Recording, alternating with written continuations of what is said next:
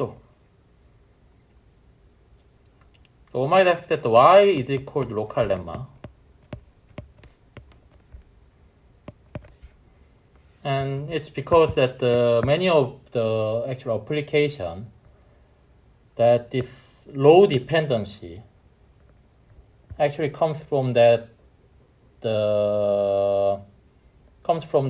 fact that these events, the dependency actually happens in a local sense. What I mean is that there are some independent events. Let's say G1. In many of the applications, we have the following form: G1, G2, G3, and G, say, M. They are independent events. And actually, we have our bad events A1 to A, say, N, so that AI is depending on the, say, some collection of these. Let's say is determined by, say, Gi, where I, J, where J is in Si, for some Si here. So this AI actually depending on the sum of the choices of this independent random variable, independent events.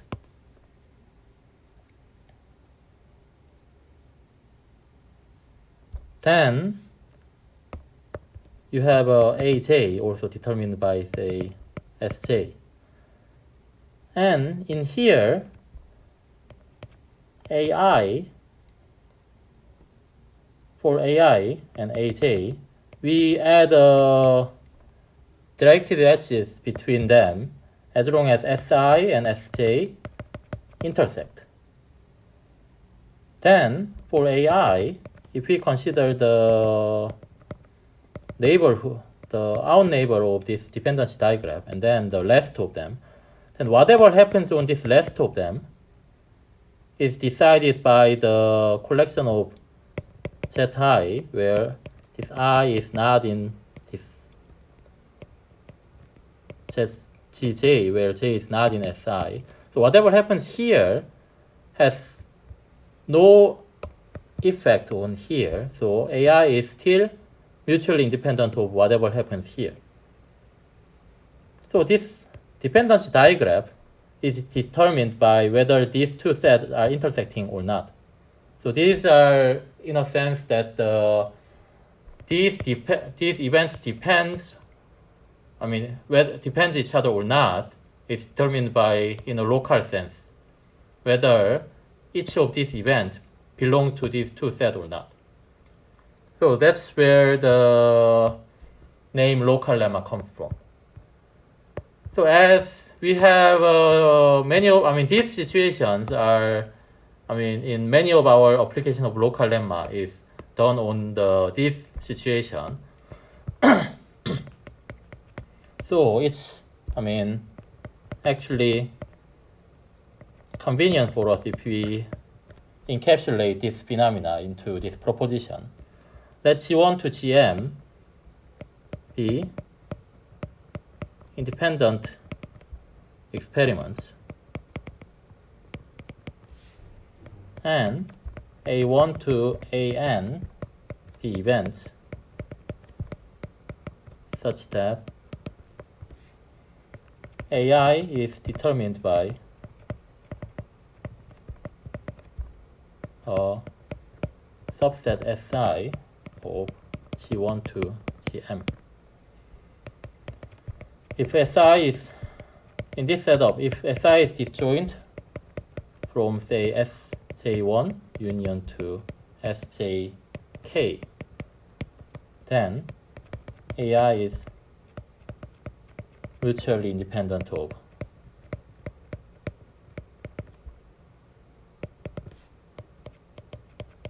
these events. So it's, this proposition is pretty clear, so we don't have to really prove it. but we call this mutual independence principle. So in many of our applications, actually, we use this principle. So let's consider one easy application. Again, we want to prove a lower bound on the diagonal Ramsey number, RKK. And now the number we want to prove is this. Note that there is additional square root of 2 here. I mean, we used the alteration method, then it was 1 over ek 2 to the k over 2 times 1 plus 0 of 1. So now we have a constant boost here. So how do we do it? Again, we consider the same random experiment, and then we apply robust local lemma. We color the edges of the complete graph at random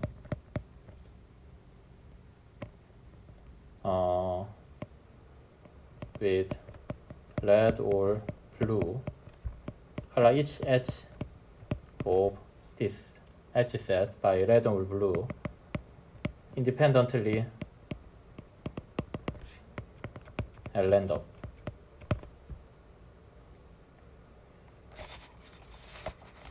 Independently, uniformly at random.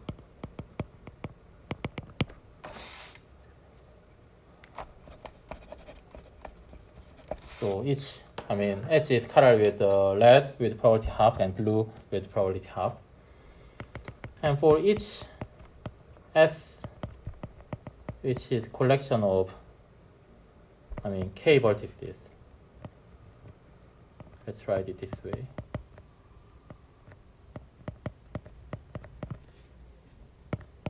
Let AS be the event that the subgraph induced by S is monochromatic.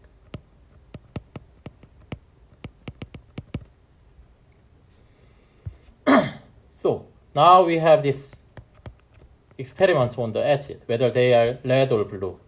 So they form each edges here. Each events here, G1, Gm. And A1 to AN are the events which we measure it here, which depending on the edges lies inside of S. So as we know knowing the color of all edges outside the pairs which the pair ij where both ij lies inside of S has they has no effect on the probability of AS happen. So if you consider the dependency diagram, then what's the out degree? We want to use the symmetric local lemma. So what's the D in the symmetric local lemma? So D is the number of sets of size K in the n vertex set. Let's just say that the vertex set of Kn is bracket n.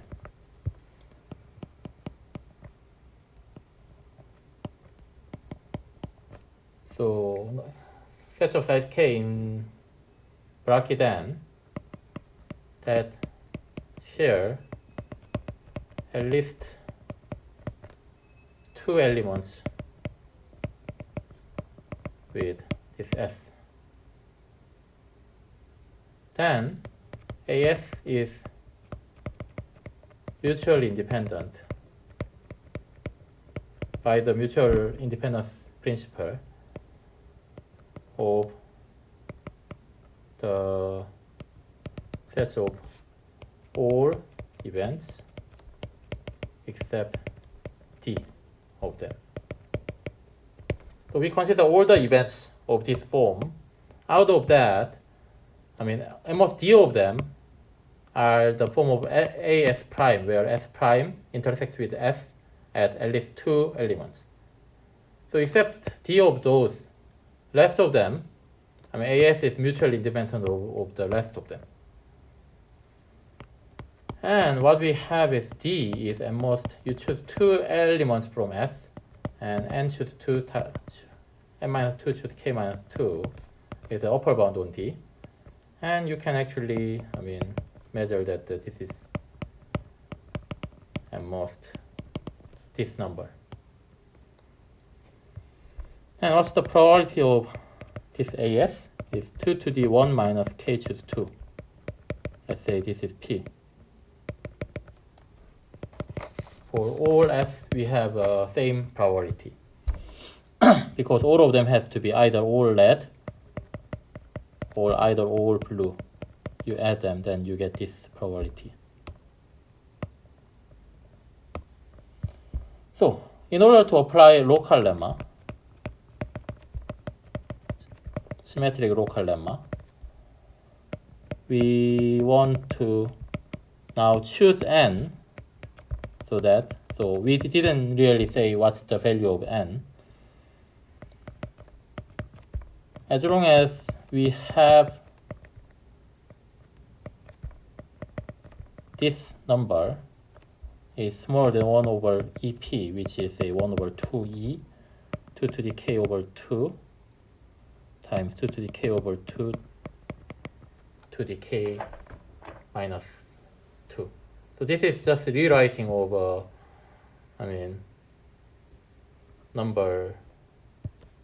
this number. And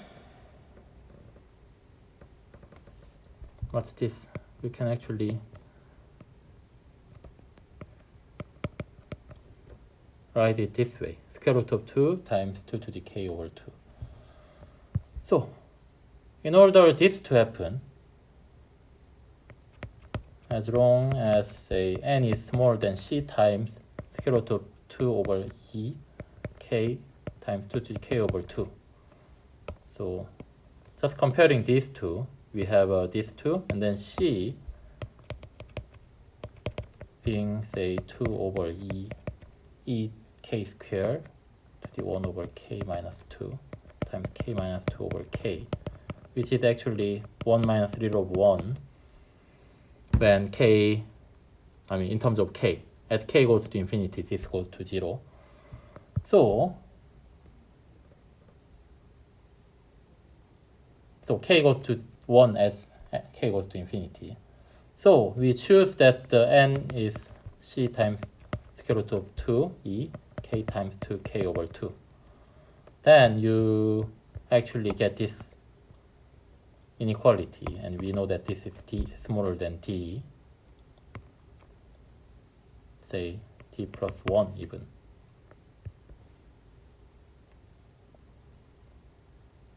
We can actually show that D is strictly smaller than this number.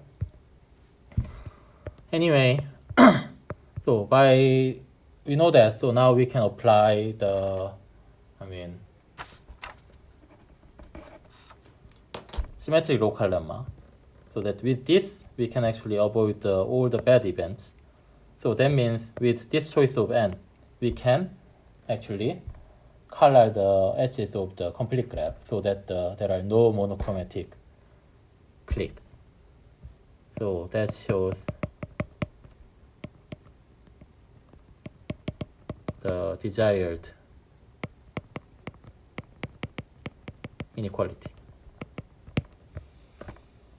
So here we only gain the factor of square root of 2, so you might think that this is not much, but actually this bound is the best, lower bound that we have so far. So any lower bound better than this is not known.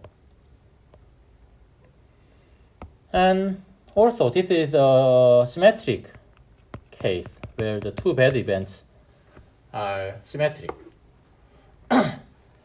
For the other Ramsey number, say K3 or K4, in general, KL. We can also apply the general version of local lemma, which, we can still apply with the lack of symmetry.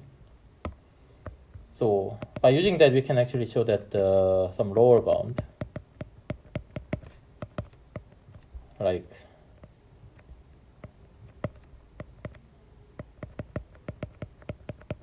this.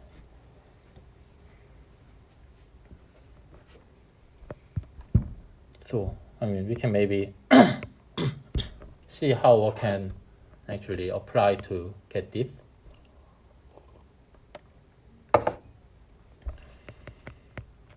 So,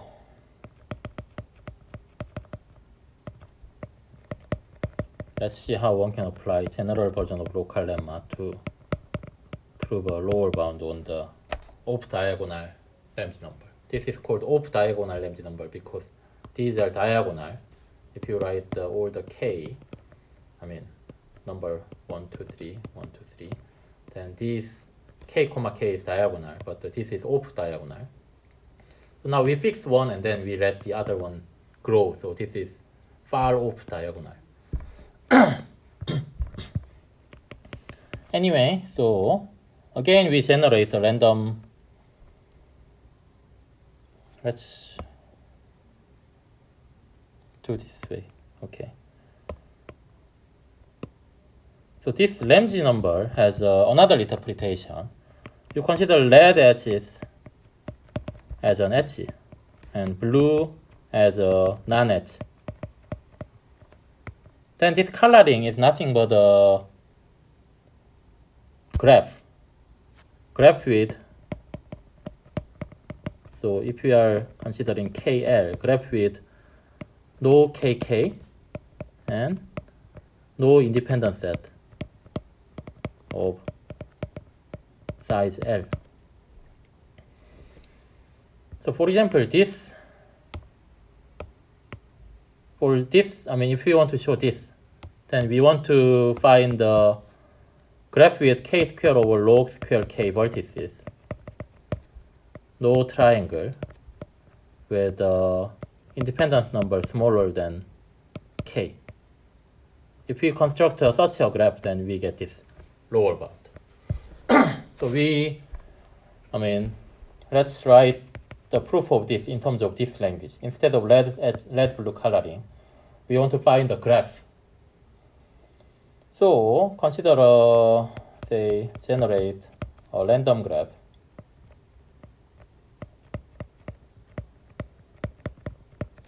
G and P. So you consider the vertices from 1 to n, and then for each pair you add an edge with probability P. And we will determine P later. Then what's the events are either A sub S with S is 3 vertices in here, where S forms a triangle, or let's say this T to represent a triangle, or where we have a S is a set of all size K, S forms an independent set. These are bad events that we want to avoid. And this happens with the probability P3, and this happens with the probability 1 minus P to the K choose 2.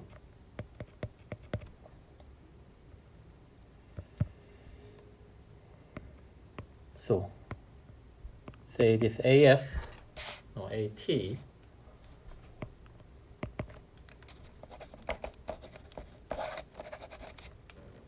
and PS.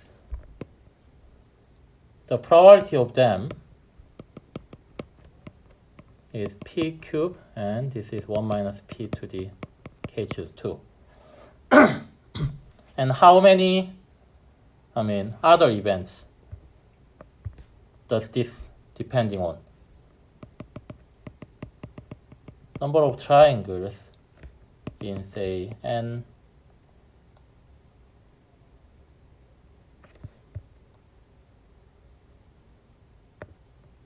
Okay, let's just write I, where I corresponds to this number of sets of size k in this dependency diagram D. Then, if we have already fixed the 3 vertices T,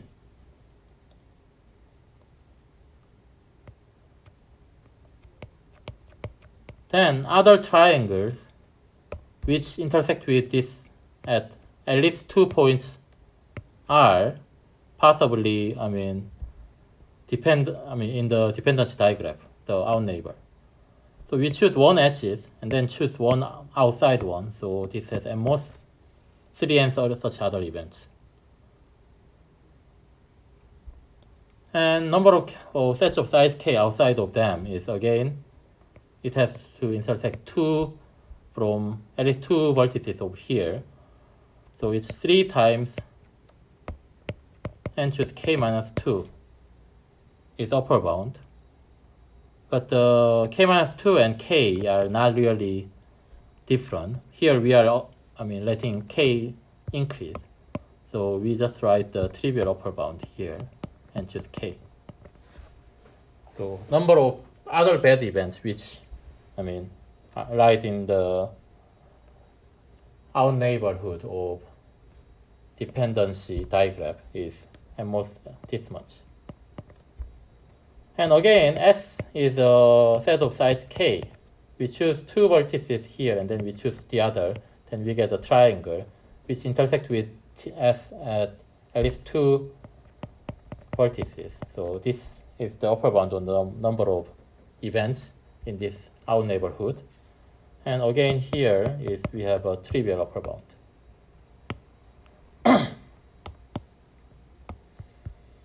So now what we want to do, we want to give a number, find the number xi. But all the events, because of these events are not completely symmetric, but all the events here are symmetric, all the events here are symmetric. So for this, we all give a specific number y. And here, all give a specific number g as a xi or xs or t, maybe. So we want to find weights y for triangles and g for sets of size k, such that this happens. P cube is smaller than y times 1 minus y to the 3n times 1 minus g to the n choose k. And 1 minus p to the k choose 2 is smaller than g times 1 minus y to the k square n over 2.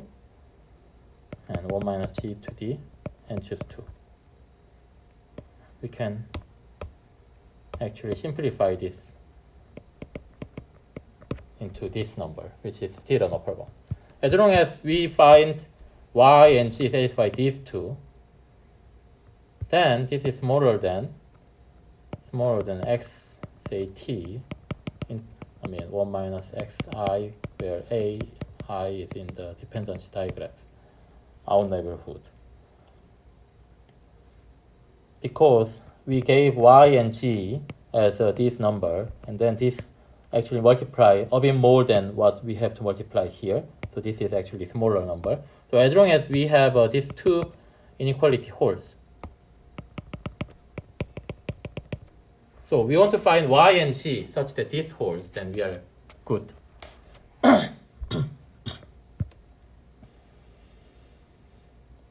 So now we have to choose many things. We haven't choose p, we haven't choose n, we haven't choose y, and we haven't choose k, g, and k is given. So for now, we consider k, p, y, g as function of n. And later we will consider n as a function of k. But for now, let's just say n is our variable, and then rest of them are just, function of that. And, with some foresight, later when we compute this, I mean, okay, so for here, these y and g, there could be more than one choices which satisfy this. So numbers that I will present for now is not the unique solution. So in order to actually figure out what y and g should be, then you have to play with this inequality by yourself and then try to figure out what's the good choice of y and g, so that later n actually becomes k squared of log square k. That's our goal. So you have to spend some time on figuring out the right choices. But later, if we playing with this, then it's convenient. It will be convenient if y is close to, say, p cubed.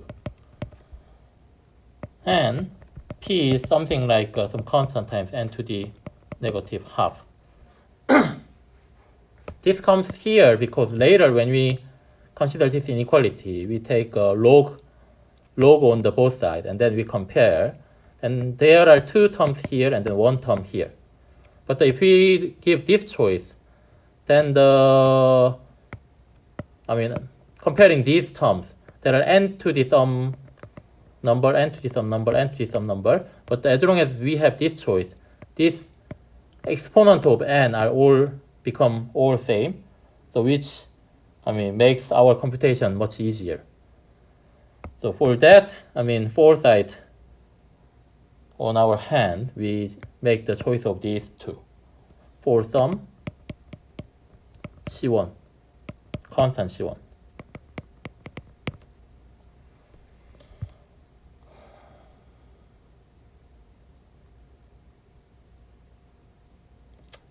Okay, let's just not choose this at this moment, but let's say this. Or some delta positive.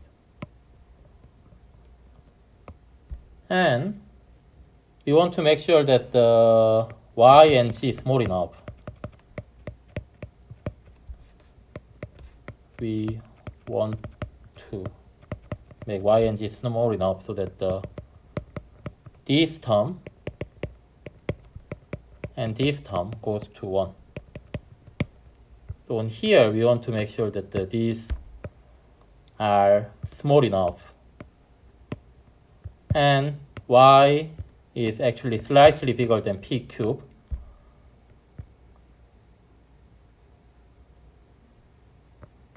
So that the first inequality to be satisfied. So y is slightly bigger than p cubed. And then these two are very close to 1. Then as long as, delta is, away from 0, then we can get that. So we also, first focus on this, and then later when we focus on the second one, we will make the choice of P, as I mentioned before. So for these two to happen, what we want is ny should go to 0, and n should k, g should go to 0. To guarantee this, let g be n should k times 1 minus to the 1 minus delta, and y is c1 times n to the minus 1 n to the minus half for some c1. So again, this kind of also makes sense because in order this to go to 0, we take n to k, and then we want to take the exponent which is slightly smaller than negative 1. And for this to go to 0, you can actually take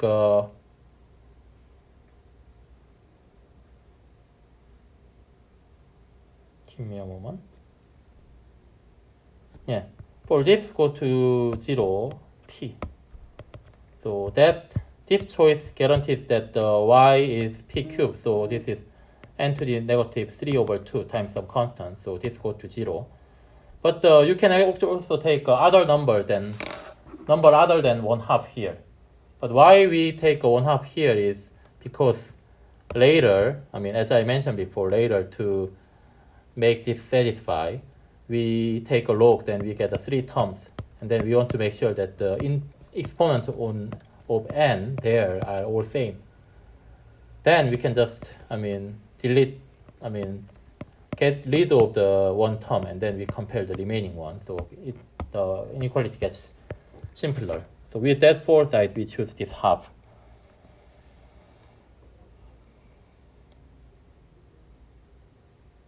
So with this, I mean, this actually goes to 1 and this actually goes to 1. So as long as delta is strictly positive, we can actually ensure that this happens. So with this choice, the first inequality holds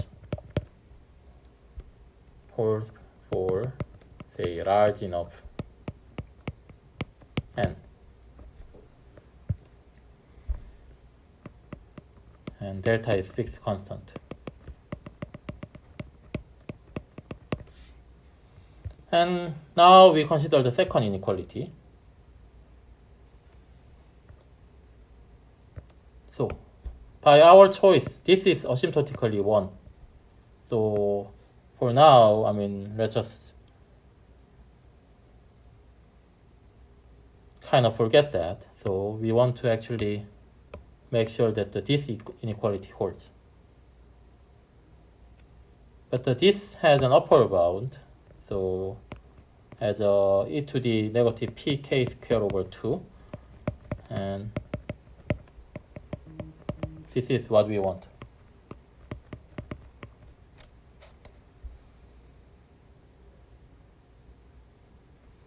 So we take a logarithm, then we want to make sure that roughly this is what we want. We take the logarithm, then I mean this is also approximately e to the minus y k squared n over 2. This is what we want. So if this somehow is again n choose k 1 plus delta. So if somehow log of n choose k is some constant times k squared n to the negative half over 2,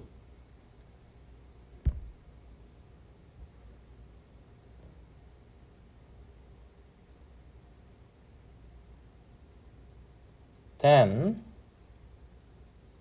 give me a moment.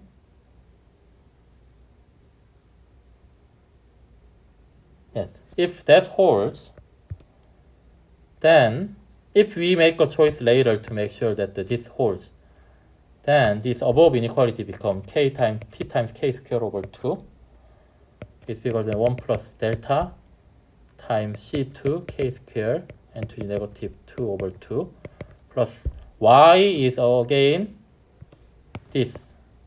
So 1 plus delta p cube k squared n over 2. And what was p? P was this.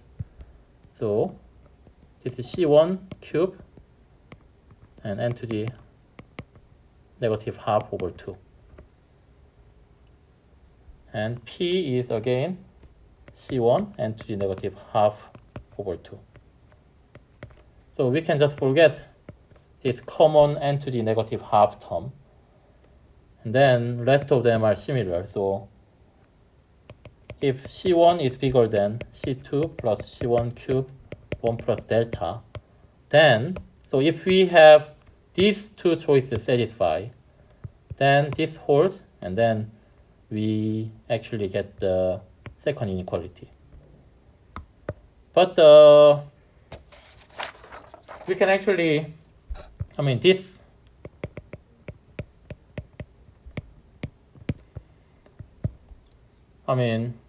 there exists C1, C2, delta positive, so that C1 is bigger than C2 plus C1 cube times 1 plus delta. So we make such choice. Finding such value is not really difficult. I mean, for example, you can take 1/10 here and 1 over 100 plus 1 over 10 cube. And delta also you take 1 over 100, then this is easily satisfied. And now we have to make sure that this holds. And then we somehow want to, ensure that n is much bigger than k. Our goal is to take n as a k squared over log square k. So when k is much smaller than n, then log n choose k is roughly k log n over k.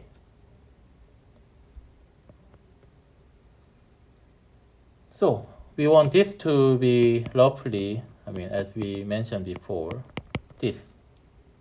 So for this, we have to choose k as a c2 to the negative 2 times n to the half times log n. Then we also have this.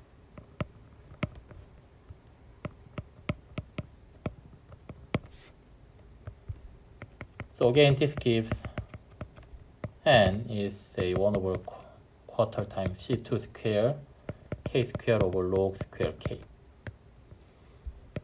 So with these choices, we actually show that if you have an n vertex graph where n is roughly this,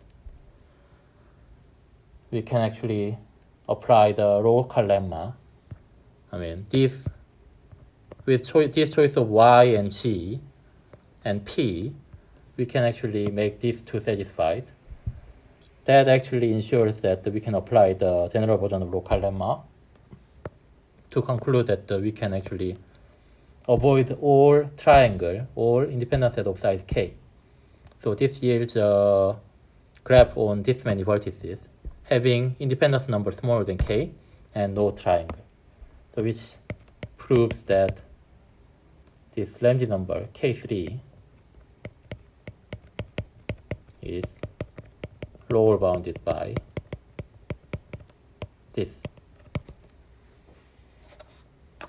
So now we prove this. In the next video, we will prove some concentration bound that we will use in the next example of application of local lemma.